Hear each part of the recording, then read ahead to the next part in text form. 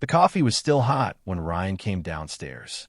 That was the first thing he noticed, not the silence, not the missing bag, not the wedding ring sitting on the kitchen counter like a period at the end of a very long sentence.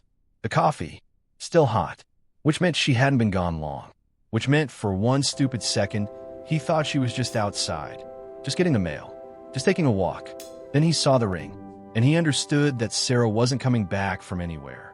Here is what 3 years of marriage to Ryan looked like from the inside. Waking up before your alarm because his schedule mattered more than your sleep. Cooking dinner for a man who texted at 8 p.m. to say he'd eaten with clients. The clients he never introduced you to at the restaurants he never took you to. Smiling at his mother's passive comments because keeping the peace was somehow always your job. Watching your own ambitions get quieter and quieter until one day you realized you couldn't remember the last time you'd wanted something for yourself. It doesn't happen all at once. That's the thing nobody tells you. You don't lose yourself in a single dramatic moment. You lose yourself in 1,000 tiny ones. Each one so small, so reasonable, so easy to forgive. Sarah had been the kind of woman who had a 5-year plan at 24. Color-coded, backed up in 2 places.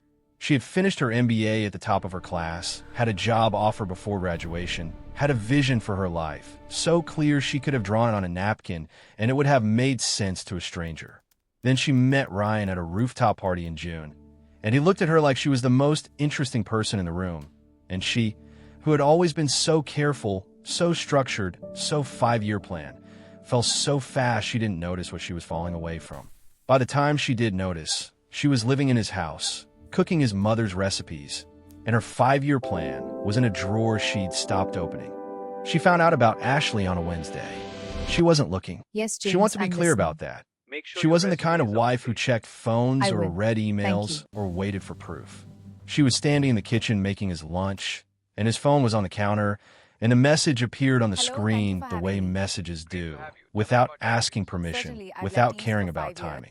Last night, Hello, Black thank you for Heart, having Ash. me.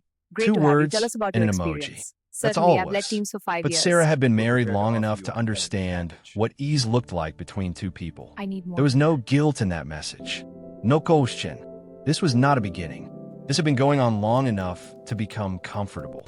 She put his phone face down, finished making his lunch, cut the sandwich diagonally the way he liked it, and felt something inside her go completely, permanently quiet. She did not cry that day. Are you or the serious? next. That's hilarious. She cried I 11 know, right? days later, Okay, talk soon. Bye. alone in the bathroom at 1 a.m., sitting on the cold tile floor with her back against the bathtub and both hands pressed over her mouth. She cried until her chest hurt.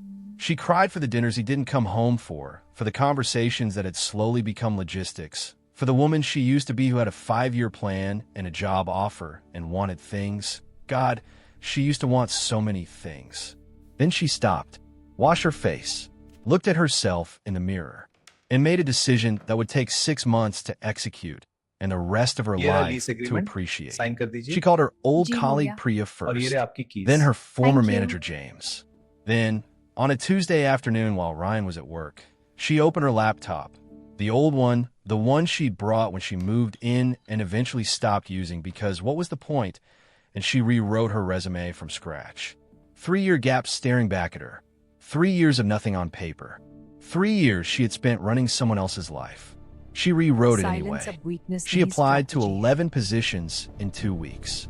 She did interviews in her car, parked 2 streets away from the house, speaking in the calm professional voice she hadn't used in years and was surprised to find still worked. She negotiated. She pushed back. She said, "I need more than that" to a hiring manager and did not Silence of apologize weakness after. needs strategy. She got the job. Senior financial analyst. Salary that made her sit very still for a moment before she typed back, "I accept." The last morning, she woke up at 6 a.m. and made his coffee. Black, 2 sugars. She had the order memorized since their first month together. She sat on the counter. She looked at it for a moment. Then she went upstairs, picked up the bag she'd packed 3 days earlier, and came back down. She took off her wedding ring, placed it next to his coffee, gently, without drama, the way you return something that was never really yours to keep. She did not leave a note. Everything she needed to say, she had already said to herself, on bathroom floors and parked cars in the quiet spaces between who she had been and who she was becoming. She walked out at 6:23 a.m. He was still asleep. The coffee was still hot. She did not look back. Ryan called 7 times in the first week. She let every call go to voicemail. Not out of cruelty. She genuinely had nothing left to say to him. The conversation she needed to have, she'd had with herself. Alone, long before she ever left. She heard about him later through people who still knew them both. The clients he lost when the deadlines started slipping. The deal that fell through. The apartment he had to give up. The slow, undramatic unraveling of a life that had been, it turned out, more dependent on her invisible effort than either of them had ever acknowledged. Turns out a lot of things fall apart when there's no one quietly holding them together. Sarah's apartment is small.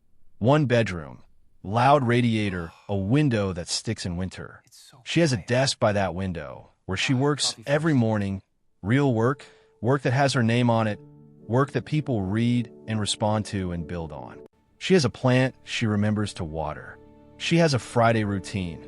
Coffee, then the farmer's market 2 blocks down, then 3 hours at her desk on the book she's writing. A book. Her. Writing a book. Sarah, the it's woman Ryan. who had a 5-year Please, plan call me at back. 24. I need to She talk found to it again. Not exactly as she'd drawn it. Better, actually. Harder earned. Written in the handwriting of someone who had been to the floor and back up. This is completely She is unacceptable. 34 years We're old, way and past she the is, line. for the first I time in a understand, but very we're long handling time, completely and quietly free. People ask her if she regrets the years. She thinks about it every time, really thinks, doesn't just reach for a comfortable answer. And then she says, I don't regret loving him. I regret how small I made myself to do it. I kept thinking that was what love required, getting smaller, quieter, less. Nobody told me that real love doesn't ask you to disappear. I had to learn that part on my own. She pauses. Then, but I did learn it. And that's the whole story. She didn't revenge him with a scene. She didn't need one. She revenged him by becoming, slowly and without his permission, the woman she was always supposed to be. And most painful just a thing little for a more. man like Ryan, he had to find out about This it is from other ridiculous. people. Great. Now it's silent.